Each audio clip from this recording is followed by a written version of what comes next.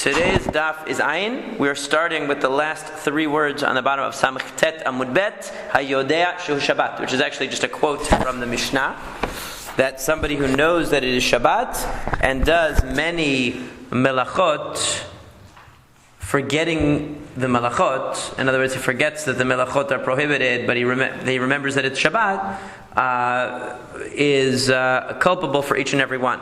So the Gemara asks as follows on. Now we turn to Ayin Amud Aleph. Mai shena resha or mai shena sefa. What is the difference between these two cases? Why is it that when a person forgets that it's Shabbat, but he knows that the 10 melachot that he did were prohibited on Shabbat, he just forgot that it was Shabbat, that person is only culpable for one chatat. It's one violation. And when it comes to somebody who knew it was Shabbat, but he didn't know cooking was prohibited, and he didn't know grinding was prohibited, and he didn't know borer, selecting was prohibited, and he did 10 different melachot that he didn't know they were prohibited, there he has to bring a korban for each one of the violations. So why is there a difference? And really, it's a good question. The question that is going to run throughout this whole daf, we gloss over it a little bit, but it is a serious question, which is, what's the difference? I mean, it's all the same prohibition that you're doing 10 times. You're violating Shabbat. What difference does it make? You violate Shabbat this way, you violate Shabbat that way. I mean, it's really all the same. So, Amar Rav Safra says, Kan midyat Shabbatu poresh, v'chan midyat melacha poresh. The difference is that in one case, what stops him from doing melacha? In other words, when he forgot that it was Shabbat and he's cooking and he's doing some other melacha, what is it that interrupts his violation of Shabbat? Becoming aware that it is Shabbat. Because he didn't forget that cooking was prohibited on Shabbat. He didn't forget that borer was prohibited on Shabbat. He didn't forget that any of these things were prohibited on Shabbat. He just forgot that it was Shabbat. So what's going to stop him from violating Shabbat? Knowledge that it is Shabbat. Midyat Shabbatu poresh. But when he knew it was Shabbat, he just didn't realize that what he was doing was forbidden on Shabbat. So what's going to cause him to stop his action? Finding out that action that he's doing is a melacha. You say, hey, what you're doing now is cooking. You can't do that. Oh, I didn't realize. I made a mistake. So there, what is it that's going to interrupt him? Recognizing that it's a melacha. Not recognizing that it's a Shabbat. He already knew it was Shabbat. So that's the difference. So in other words, in the case where the person didn't know that it was Shabbat, all you have to do is tell him one thing. He's doing 10 different melachot at the same time. It's like the cat in the hat. He's doing a lot of multitasking. He's doing a lot of different melachot at the same time. And you say to him, and what did he forget? He forgot it was Shabbat. You tell him, oh, Matthias, it's Shabbat. Oh, he's going to stop all that stuff. He just forgot. It's one thing. Whereas, if he knew it was Shabbat already, but he didn't know that the 10 things were prohibited, I'm going to have to tell him, oh, this action is a melacha, and this one, and this one, and this one. I'm going to have to tell him 10 pieces of information to stop him. Because each one is a different awareness that he has to come to. So that's what Rav Safra says is the difference. So since it requires only one piece of information to stop him when he forgot it was Shabbat, but it requires 10 pieces of information to stop him when he's doing 10 different melachot and he knows it's Shabbat, so that's the difference in culpability. But Amar le Rav Nachman said, wait a second. That is too academic of a distinction. Kilum parish mi Shabbat ela mishum melachot, uchlum parish mi melachot ela mishum Shabbat. Really, that's all one awareness. Really, you're just splitting hairs. Because by telling the person that it is Shabbat, what are you telling them? You're violating Shabbat. By telling the person that's a melacha, what are you telling him? You're violating Shabbat. In other words, the two things go together. Why is it significant that this is a melacha on Shabbat? Because it is Shabbat. Why is it significant that it is Shabbat? Because I'm doing a melacha. In other words, it's all one thing. You have to recognize that it's Shabbat, and you have to recognize that what you're doing is a melacha in order to stop. Right, it's all one thing. It's all one awareness, that it's Shabbat and I'm doing a melacha. So therefore, what does he say is the reason? He says it's not because of awareness. The awareness is a one unitary awareness, that it is Shabbat and that I'm doing something I'm not supposed to be doing. Ella... Amar Rav Nachman, rather Rav Nachman says, Korban de'achiev rahmana amai. What is the reason why the Torah required us to bring a korban for doing something b'shogeg? Ashgaga. It's based upon the error that caused the mistake. The error that caused the sin. So hatam chadash shigaga, hachat tuva shigagot tavyan. So what's the real difference? It's not the awareness, because the final awareness is actually the same no matter what. You might come to the awareness from a different way. In one case, you come to the awareness because somebody pointed out it was Shabbat. In another case, you come to the awareness because somebody pointed out you were doing Malacha. But in the end, it's the same awareness. I can't be doing this. However, with regard to what caused you to make the sin in the first place, that is different. Because in one case, it was just one error that you forgot it was Shabbat. And in the other case, it was 10 errors. So we don't look at the awareness. In other words, why would you think it's the awareness? Where does Rav Safra come up with that? Because what is the obligation of Korban doesn't come into existence until you become aware of your mistake. So he's saying, maybe we can figure out a way that it's because of a different number of awarenesses that you have a different number of korbanot. But Rav Nachman is saying, no, it's not because of the awareness. The awareness is the same. What it's caused is, the cause is the underlying error. The underlying error is multiple in one case, and it's singular in the other case. And so becoming aware is a precondition of bringing a korban chatat, because if you're not aware that you made a mistake, you can't atone for it.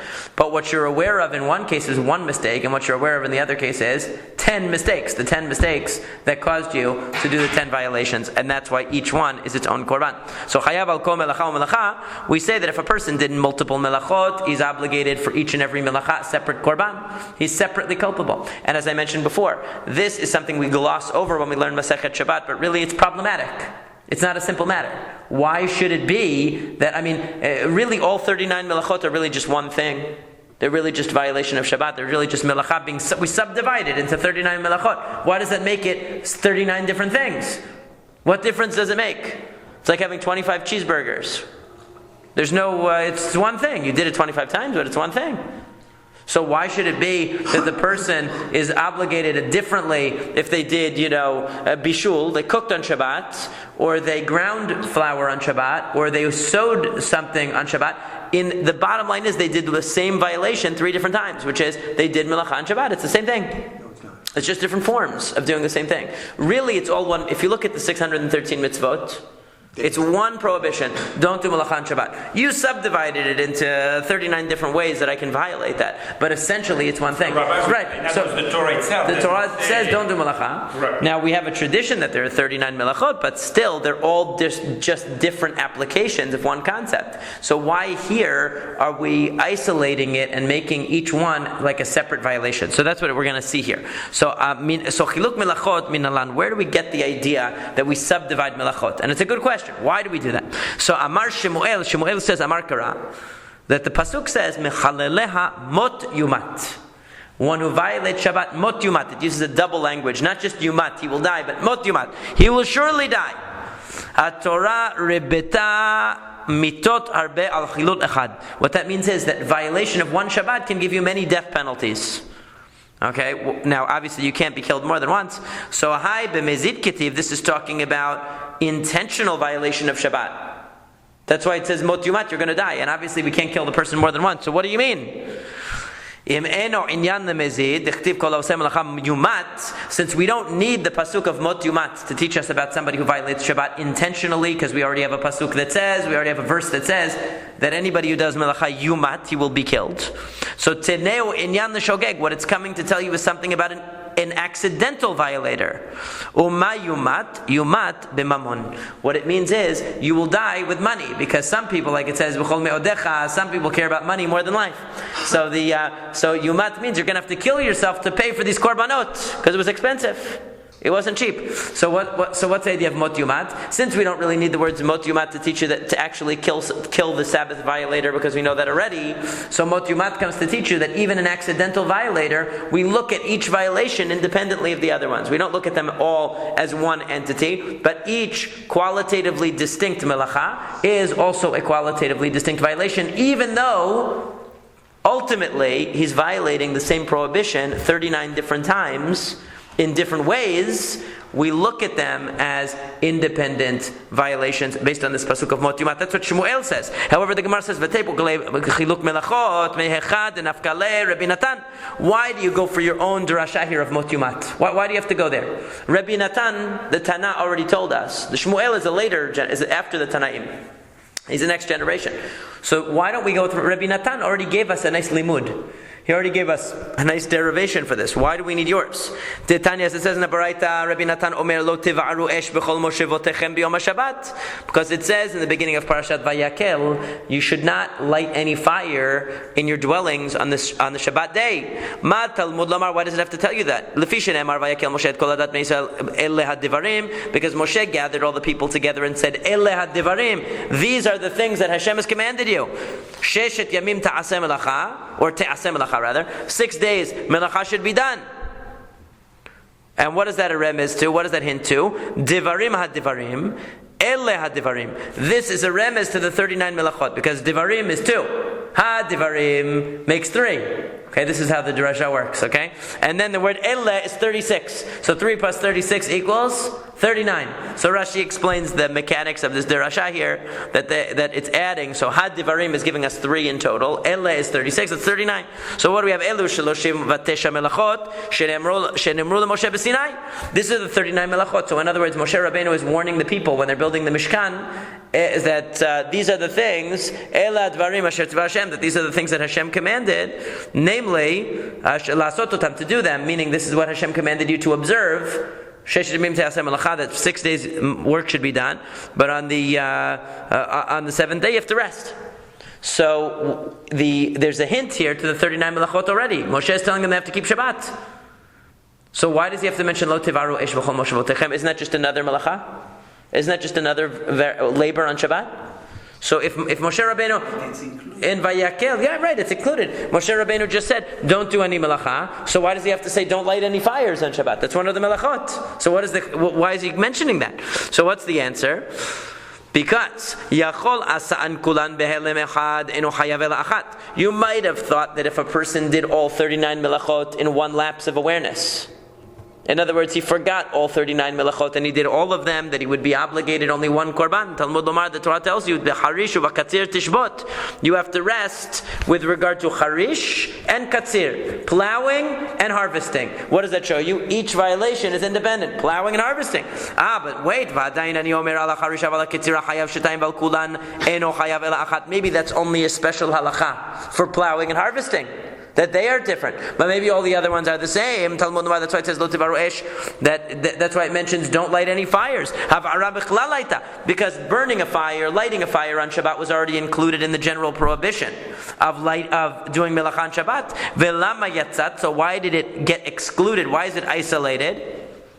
Le'akish elea v'lomar lecha, to make an equation and to tell you ma havara shehi av melacha. The chayavin aleh b'fnei atzma, of course you av melacha chayavin aleh. Okay, so b'fnei atzma. So what it means is that what is the reason for mentioning the separate melacha? What's the reason? Because you might have thought you have to have 2 examples. In other words, 2 examples to prove the rule. If you just had the example of harishu bakatzir, you just had the example of plowing and harvesting, so maybe we'll say that's a unique case, that they're treated separately. So we have to have another example right here that it says don't do any melacha, which includes all 39, and then, don't light a fire on Shabbat. Why? You just told me don't do any melacha. Why would I think I can light a fire on Shabbat? Answer, you might have thought, just like havara, just like lighting a fire is treated independently of all other melachot, so too every melacha has its own identity. So the example is to prove the rule that every melacha has its own identity and is a separate liability on Shabbat. We don't lump them all together. That's what Rabbi Natan says, is the reason why the Torah specifies don't light a fire when it already told you don't do melacha. To show you by example that we have a rule that something which is taken out, right? It's one of the rules of Rabbi Ishmael, that anything which is isolated, lo lelamed al atzmo yatsa. It's not just to teach about itself. It's to teach you about the whole category. So by isolating lighting a fire and telling you that is treated independently, it teaches you about all melachot, that they're all treated as independent prohibitions. Okay? However, that's only according to Rabbi Natan. As anybody who learns Chumash with Rashi every week, if you learn the parasha, you'll know that there are 2 different opinions about Lo Tivaru Esh. If you remember from Parashat Vayekel, Shmuel savar like Rabbi Yosef, and it happens to be that Shmuel rejects Rabbi Natan's derivation. He holds like Rabbi Yosef. that what does that mean? That according to Rabbi Yosei, the reason why lighting a fire is isolated is not to teach you that every melacha has its own independent identity, but is to teach you that havara, that lighting a fire, is of a lesser status than the other 38 melachot. Where do we see this? The Tanya, it says in the Baraita, havara lelav yatzat de Rabbi Yosei, Rabbi Natan omer lechalek yatzat. That according to Rabbi Yosei, the reason why havara, so everyone is trying to deal with the same problem. Why does Moshe Rabbeinu tell you not to do any melacha and then mention one of them? It doesn't make any sense. It's like saying, don't go over the speed limit, and on 495, don't go over the speed limit. Why are you telling me that? It's double. So according to Rabbi Yosei, the reason is because it wants to tell you that lighting a fire is different than the other 38 melachot. According to Rabbi Natan, it's the opposite. It's trying to teach you something about all the 38 melachot, the other 38, that all of them are independent. But of course, Rabbi Yosei, where is he going to learn chiluk melachot? Because Rabbi Yosei is saying that the reason why the Torah mentions lighting a fire specifically is in order to tell you that that lighting a fire is of a lesser stature than the other melachot. So that means he doesn't have that available to teach you that each melacha has its own identity. So where does Rabbi Yosei get that from then? He can't use the case of lighting a fire. So v'tei poklei lachiluk melachot mehechad denafkale l'Rabbi Yosei. So then why does Shmuel, still we want to know, why does Shmuel have to learn it from the words mot yumat, that you will surely die? Why does he have to use that derivation to tell you that melachot are independent? Why doesn't he go with whatever Rabbi Yosei says is the source? And what is that? We're going to see. The Tanya, as we said in the Baraita, Rabbi Yosei Omer va'asa me'achat mehena. That when it talks about bringing a korban chatat, and it talks about a person who did one of the things that he's not supposed to do, it says ve'asa, he did me'achat mehena, from them. It's a very cumbersome language, so he interprets it like this: Pa'amim shechayevim achat al kulan. Sometimes you're obligated in one korban for all the violations. Upamim shechayevim al kol achat v'achat. And sometimes it's for all of them. In other words, for each one individually. Right. So each one individually. So sometimes it's one for all of them, and sometimes it's for each one individually. That's why it says me'achat mehena. V'amar Rabbi Yosei b'Rabbi Chanina. Mai ta'amad Rabbi Yosei. So Rabbi Yosei b'Rabbi Chanina explained what is the exact way that Rabbi Yosei gets this. Because achat me'achat, hena mehena. Because there are two funny words, me'achat mehena. From one, from them. So he says achat me'achat, hena mehena. What does that mean? It means like this. Achat shehi. So he interprets the phrases as follows. Achat shehi hena shehi achat. So he says. Now he's going to interpret each one of these. So first he has achat me'achat, hena mehena. Those are four different ideas. Okay, and then he says achat shehi hena shehi achat. One that's many, many that's one. Now we're going to see what this means. Achat. So what is one? Because remember, he has achat and me'achat. So what is one? Shimon, the person who wanted to write the word Shimon, and he wrote it. So that's doing a complete melacha. He did the exact melacha that he intended to do. It's using Shimon as an example. What's me'achat? What's from one? Shem mishimon. He really intended to write the word Shimon, but he only wrote the first two letters, Shem. Shem mishimon. In other words, what it means is that even though your intention was to do a larger melacha, since you did me'achat, you did part of the melacha, but you reached the threshold necessary for it to be a significant action, because you wrote the first two letters, that's enough, that's me'achat. Hena, what's hena? Avot.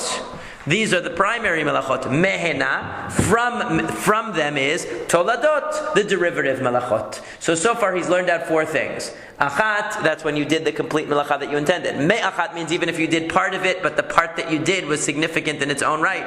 That's me'achat. Hena is them, that means the avot melachot. Mehena means what we derive from the primaries. What's an example? For example, you could say that plowing, right, or bishul is a melacha. is av melacha. Heating metal until it becomes red hot is tolada. It's something that's derived from bishul. Or you could say digging in the ground. Okay, or I'm sorry, plowing the ground is a primary melacha. But let's say fertilizing the ground. So that's a tolada because it's not the primary melacha, but it's also readying the soil to be used for planting. Okay, so there are many derivatives. Right. That's av. The av is the primary. Yeah. So yeah, that's a different type of thing. Yeah. So achat shehi hena. What's one that's many? Zidon Shabbat v'shigigat melachot. In other words, if you knew it was Shabbat, but you forgot that the 10 different things you did were prohibited on Shabbat, that is achat. That's one, which is many, because you actually you violated only one Shabbat in many different ways. Okay, and then you have hena shehi achat, many, which is one. Shigigat Shabbat was don melachot. That's when you did many melachot, knowing that they were prohibited, but you made one mistake, which was you forgot it was Shabbat. Okay, so that's where he learned it from. Achat and hena. Sometimes you have one that's many, and sometimes you have many that are reducible to one because the one error was that you forgot it was Shabbat. Ushmuel achat shi hena ve'ena shi achat lo mashmaleh. Why doesn't Shmuel adopt this limud of Rabbi Yosei? He doesn't like it. He doesn't like this achat shi hena shi achat. He doesn't like this interpretation, and that's why he goes with his own interpretation of mot yubat, the double language, teaching you that each melacha has its own identity. So the point is that everybody agrees on the principle. They're just trying to figure out where is the remez, where is the hint in the Torah Shebichtav, in the written Torah that shows us that melachot are treated independently. So each one has their own. There are three competing drashot here. One drasha is Rabbi Natan, who says it comes from the mention of lighting a fire. You have the one that Rabbi Yosef, who has me'achat mehena, that sometimes many can be reducible to one. Sometimes one Shabbat yields many liabilities. And then you have the third opinion was the first one that we started with, which was Shmuel, who said Mot Yumat teaches you that one Shabbat can be violated in multiple ways and yield multiple. But then the question korbanot. is, if within the same Shabbat you violated the same melacha 5 times, do you bring? That's going to come up later. Those issues are going to come up later. Yeah. So if you didn't know that melacha was prohibited, then it's still going to be considered one. Right. If you became aware in the middle and you remembered, I'm not supposed to cook, and then you forgot again and cooked again, then it's more complicated. Yeah. They all go to the idea that each of the 39 melachas is definitional, not representative, not just one category exemplified. So melacha by itself, right? Which is the way you might have thought. Defining it right. with melacha. That's the way you might have think. In other words, there are two theoretical approaches here. Exactly, that's it. You might think of melacha as one monolithic thing with 39 examples, and these are just examples, but it's really one thing. Or do you think of each melacha as its own category, its own definition? Right, they define what melacha is, rather than melacha being just instantiated in them or manifest in them. So everybody agrees that it's definitional. That it's definitional, exactly. That's a good way to put it, actually. So, Rav asked Rav Nachman the following question: what if the person forgot it was Shabbat and forgot that this action is prohibited on Shabbat? He forgot both.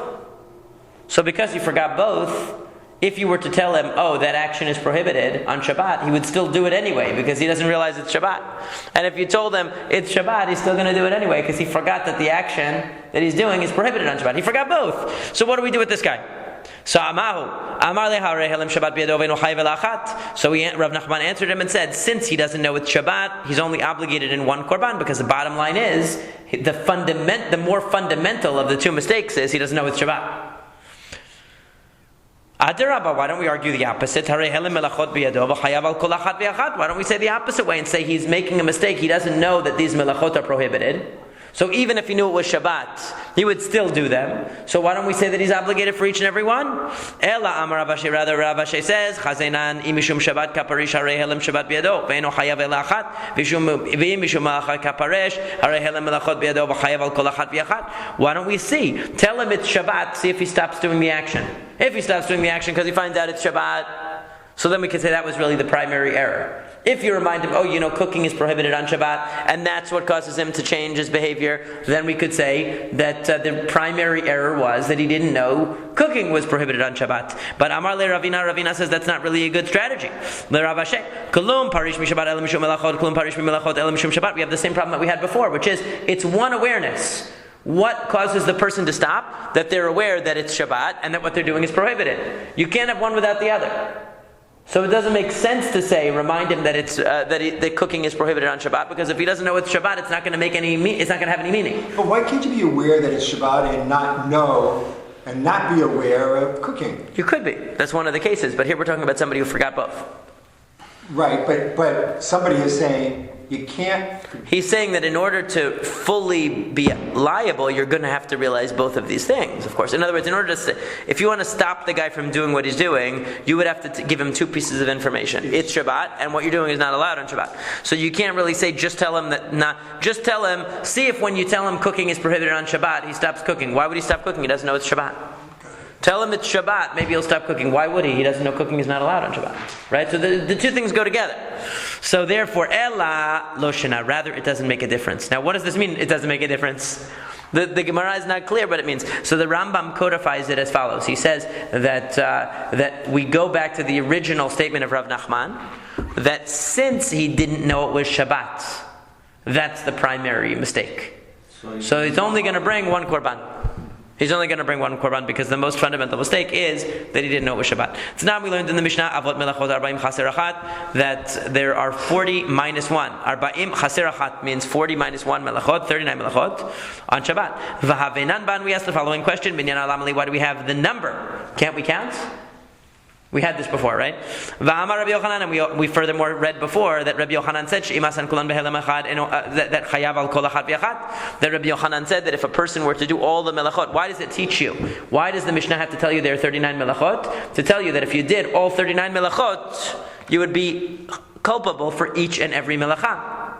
Even if you did it in one spell of unawareness, you forgot all the melachot all of a sudden. So, if you tell me, if you're now, this is a problem with Rav Nachman. Rav Nachman, you're telling me that if a person doesn't know it's Shabbat and they forgot all the melachot, that they only have to bring one korban. Right? Now, I don't like that, because if I assume that not knowing it's Shabbat, I forgot it was Shabbat, and I did all these melachot, that could make me culpable for 39, so Shapir. In other words, I can understand the case of Rabbi Yochanan. Rabbi Yochanan is telling me that there's actually a case where a person violates all 39 melachot, and forgot all of them, violates all 39 melachot, and is obligated in 39 korbanot. Okay? Now, if you tell me that this is a person who knows it's Shabbat but forgot all 39 melachot, that's a very difficult case to imagine. But I could imagine a case where the person forgot it was Shabbat and forgot and wasn't thinking about any of the melachot, completely was out of his mind, and he did 39 melachot. Then I could accept it. But you're telling me that that's not true. You're telling me that in such a case where he forgot it was Shabbat and he forgot all the melachot, that he would only bring one korban. But if you tell me that any time a person forgets it's Shabbat, he's always going to bring only one korban.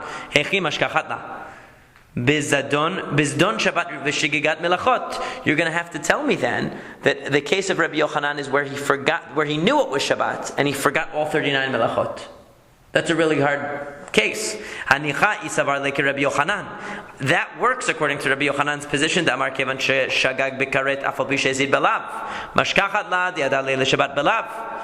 That we said, as we said on the previous Amud, if we're going like the view that not knowing the penalty is karet is enough to say that the person's doing it b'shogeg. In other words, he knows all 39 melachot are prohibited, but he didn't know that it was karet, and that's why we could say he knew it was Shabbat.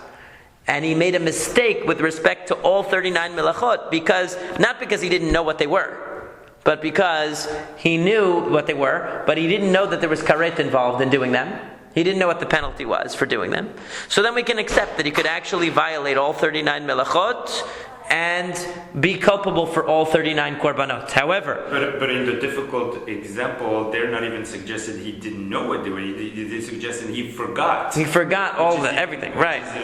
Which is worse. Yeah. Rabbi Shimon ben Lakish. But if we're going like Rabbi Shimon ben Lakish, Amar ad shishkog belav. Remember, Reish Lakish said that you have to forget belav vikaret. That you have to forget even that the thing is prohibited for it to be b'shogeg. You have to forget that it's prohibited.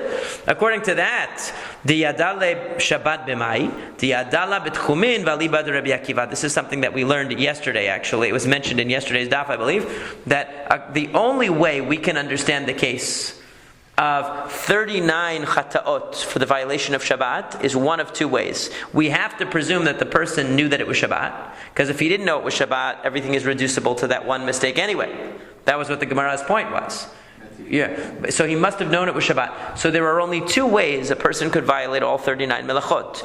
One is he knew all 39, but what happened was he didn't know what the penalty was. So he did it actually on purpose, but we treat it as accidental because he didn't really know the severe consequences. That's Rabbi Yochanan's interpretation. Reish Lakish's interpretation won't work like that, because he has to say that you knew it was Shabbat, but you didn't know any of the prohibitions of Shabbat, and that's why you violated all of them. So if you didn't know any of the prohibitions of Shabbat, we have the same question we raised in yesterday's daf. What was the meaning of Shabbat to you then? What was the meaning of Shabbat to a person who doesn't know any of the prohibitions? So what does it mean? So the Gemara answers, the Yadala b'tchumin, that he knew that you're not allowed to travel outside the Tchum, like we said last time. And in accordance with Rabbi Akiva's position is that Tchumin is deoraita, that's a biblical prohibition, al yetze ish mi mikomo bayom hashvi'i, that a person can't leave their place, can't leave the city limits to a certain beyond a certain distance on Shabbat. That's all that he knew about Shabbat. He didn't know any of the 39 melachot. He completely was unaware of all of them. But he still knew that you couldn't travel outside of the city limit beyond 2,000 amot on Shabbat. And that's how we knew Shabbat. So therefore, that's the only possible case, according to Reish Lakish, where a person could know it's Shabbat, violate all 39 melachot, and be culpable for all 39. Because he couldn't have known that the 39 melachot were prohibited when he committed the actions. And be culpable? And be culpable because he didn't know that the 39 melachot were prohibited. But why specifically? What would he be culpable? For a korban. For a korban for doing it by accident. For all 39. Yeah, for all 39. There's a lot of people That's the only way. like that. I mean, there are people in different Jewish groups. Yeah, that they don't know. It's right. Shabbat is Saturday and yada yada. Right. They don't know. So that would be if they knew even one prohibition. So Tosafot and some of the other Mefarshim raise a question. Tchum is 40th halacha? Well, no, it's not one of the melachot. It's a separate one of the taryag. Yeah. The Rambam actually holds it's deoraita, but only beyond a very long distance is deoraita, according to the Rambam, not 2,000 amot. But the concept is deoraita, according to the Rambam. Most hold that the whole concept is derabanan. But the question that many of the Mefarshim raise is, how come nobody says something like this? Oh, he knew about Shabbat because he does Kiddush. Or he knew about Shabbat because there's a mitzvah to rest on Shabbat, that everybody knows, resting on Shabbat. Right. Why Tchum? Why does it have to go to Tchum? Yeah. Why does it have to mention, why doesn't it just say he knew that Kiddush, like many traditional people, they do Kiddush. It's a big thing to do Kiddush. They don't observe Shabbat at all, but they do Kiddush. So why can't we say that that was the thing? So the Rishonim answer that he has to have known at least a prohibition of Shabbat, for it to be really considered that he was aware that there are certain forbidden activities on Shabbat. It's one thing to say, it's nice to do Kiddush, it's nice to rest on Shabbat, but to say that you're not allowed to, he had to at least know that there's something you're not allowed to do. That's the essence of Shabbat, that you're stopping doing something. So if he didn't even know Techumin, that means he doesn't know the concept of Shabbat at all. The concept of Shabbat can't only be in the positive. He has to have at least some negative concept of Shabbat, some prohibitive concept of Shabbat, for it to be considered a concept of Shabbat. So Rabbi Yochanan, which is actually the halacha follows Rabbi Yochanan, is easier to fit with the Mishnah, because he will say that a person who knew it was Shabbat, knew the prohibitions of Shabbat, but did them not knowing the penalty of Shabbat, is the one who is going to be culpable for bringing a korban for each and every melacha that he does, because each and every one is a separate violation. But he was not considered completely aware because he didn't fully appreciate the gravity of his mistake. Have a great day.